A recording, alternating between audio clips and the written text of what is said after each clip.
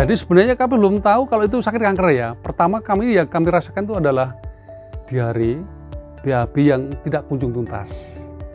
Ya, kemudian kami berlanjut perut agak sakit ya. Terus sakit bener. Nah, dari sakit bener itulah kami nggak kuat kan. Akhirnya saya ke dokter umum, dokter keluarga seperti itu. Jadi ketika saya berobat ke dokter umum itu, dokter bilang, Pak, ini harus ada tindak lanjut karena memperkirakan ini ada sumbatan di usus, gitu kan.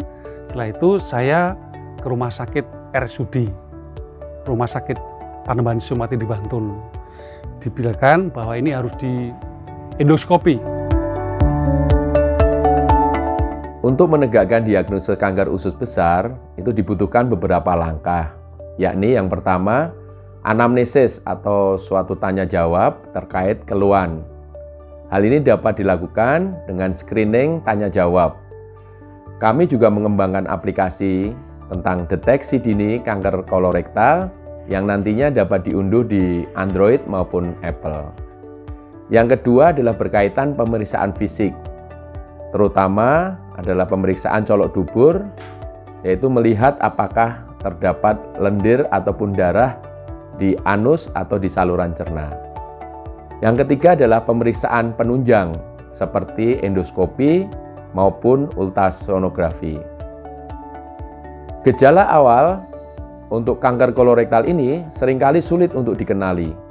Terkadang hanya lemas ataupun perut tidak nyaman, kembung, dan juga perubahan dari pola buang air besar seperti diare ataupun keadaan yang lain seperti buang air besar yang menjadi berukuran lebih kecil atau kita kenal sebagai buang air besar yang meringkil. Apabila tumornya itu sudah ukuran besar atau stadium yang lebih lanjut atau tumor sudah menyebar ke organ lain, nah ini dapat menimbulkan beberapa gejala yang lainnya.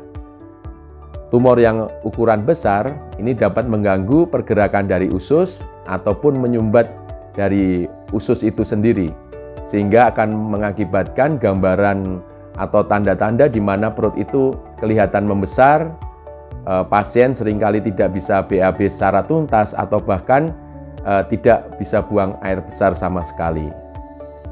Gejala lanjut lainnya itu bila tumor yang sudah menyebar baik di hati maupun di dinding perut itu memberikan efek mengeluarkan cairan sehingga cairan itu mengumpul di dalam perut sehingga perut itu juga akan kelihatan membesar atau yang kita kenal sebagai asites atau kumpulan cairan di dalam perut.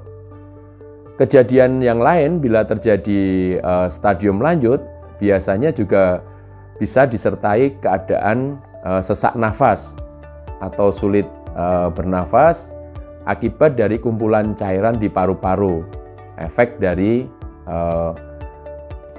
tumor yang sudah lanjut itu. Bagaimana penanganan utama tumor usus besar?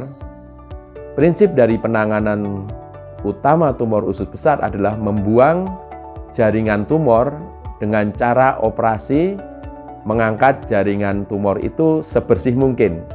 Membuang tumor sebersih mungkin, yaitu adalah dengan mengangkat tumor maupun kelenjar-kelenjar yang ada di sekitar tumor yang kemungkinan akan terkena dari penyebaran tumor itu. Pada stadium awal atau dini, tumor bisa langsung dibuang dan usus bisa langsung disambung. Sedangkan bila untuk stadium yang sudah lanjut, nah ini menjadi masalah karena beberapa kasus akan dibuatkan stoma atau lubang di perut yang biasanya digunakan untuk pembuangan sementara maupun permanen dari makanan atau yang masuk ke dalam saluran cerna itu.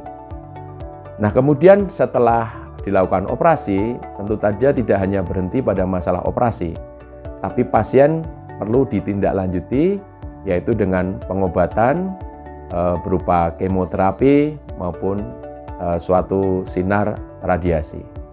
Ketika kita mengarah ke endoskopi, dokter mengatakan, wah ini tumor ganas. Kemudian diambil sampelnya. Kanker adalah penyakit yang terjadi akibat pertumbuhan sel yang tidak terkendali dan membentuk massa yang dapat menyerang jaringan di sekitarnya, serta menyebar atau berpindah tempat ke organ yang lain. Pada kanker kolorektal atau usus besar, sel-sel kanker umumnya berasal dari sel epitel kelenjar. Dari usus besar, sel-sel kanker tersebut dapat menyebar ke hati atau lebih jauh lagi misalnya ke paru-paru. Untuk mengetahui seseorang terkena kanker kolorektal atau tidak, dokter mengambil sampel atau contoh jaringan yang dicurigai kanker melalui tindakan endoskopi atau disebut kolonoskopi untuk tindakan yang dilakukan di usus besar. Pada saat kolonoskopi, dokter memasukkan selang kecil berkamera ke dalam usus besar melalui dubur dan mengambil sampel yang dibutuhkan dengan alat khusus. Pengambilan sampel itu disebut dengan biopsi. Sampel jaringan hasil biopsi dikirimkan ke laboratorium patologi anatomi untuk diperiksa di bawah mikroskop. Setelah diketahui bahwa ada kanker usus besar, dokter akan menyarankan pemotongan bagian usus yang terkena kanker melalui operasi sebersih mungkin sehingga tidak ada kanker yang tersisa. Potongan usus besar dan massa kanker tersebut kemudian dikirimkan kembali ke laboratorium patologi anatomi untuk diperiksa secara lengkap sehingga dokter tahu apa jenisnya, berapa derajatnya, perluasannya ke dinding usus dan jaringan di sekitarnya, penyebarannya ke kelenjar getah bening dan juga stadiumnya.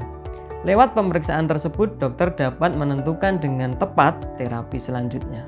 Lah ketika dokter mengatakan, wah ini kena tumor ganas ini, perasaan sudah nggak karuan lah, kacau. Tetapi bagaimana juga ini penyakit datang dari Allah. Saya tetap percaya diri. Saya katakan, saya siap untuk operasi dan saya berusaha untuk sembuh. Ini yang bagian semangat saya dan dukung dari keluarga. Semua support, semua doakan, ayo operasi, kita siap.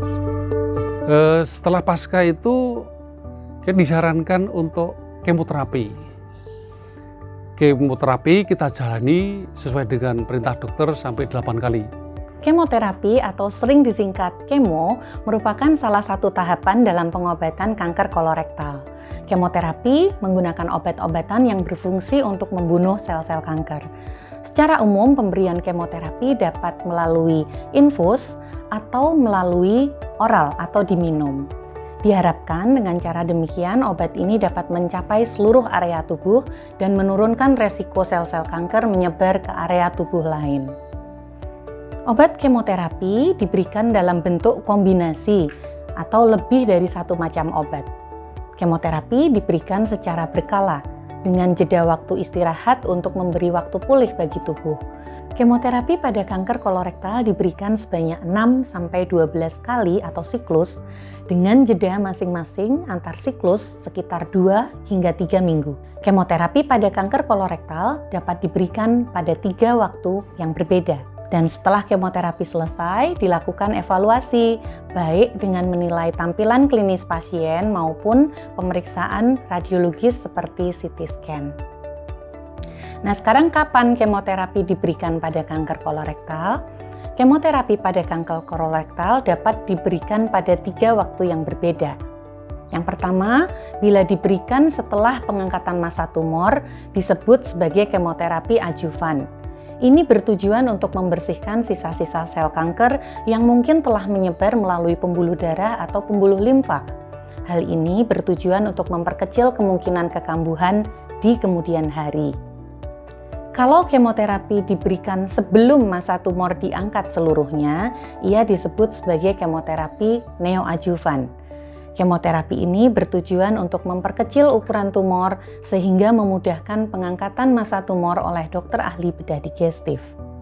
Dan yang terakhir, untuk kanker kolorektal stadium lanjut yang sudah terlanjur menyebar ke organ jauh seperti hati dan paru-paru, pemberian kemoterapi tidak hanya bertujuan memperkecil massa tumor, namun juga meringankan gejala atau masalah yang ditimbulkan oleh penyebaran kanker di bagian tubuh lain.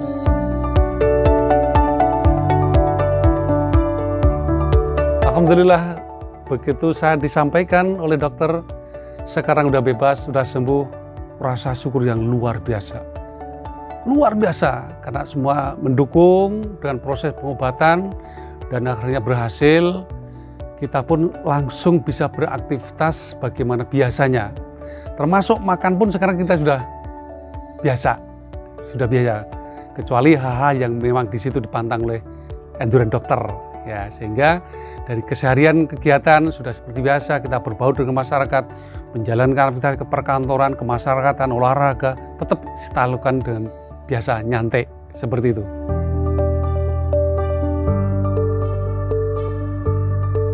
Kita paham bahwa di usia 40 tahun ke atas, itu usia yang tidak mudah lagi.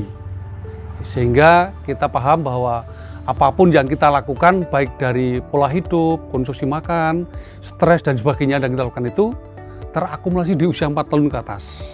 Maka untuk mendeteksi lebih awal, dilakukanlah screening, salah satunya bisa lewat aplikasi di HP masing-masing. Saran saya sekali lagi saya sampaikan kepada masyarakat, kalau sakit jangan ditutupin, berobatlah ke dokter medis, bukan ke yang lain, seperti itu. Sehingga kita masyarakat bisa sama-sama merasakan nikmatnya orang sehat, bisa menjalani aktivitas bagaimana biasa. Inilah yang kita harapkan manusia, masyarakat yang betul-betul sehat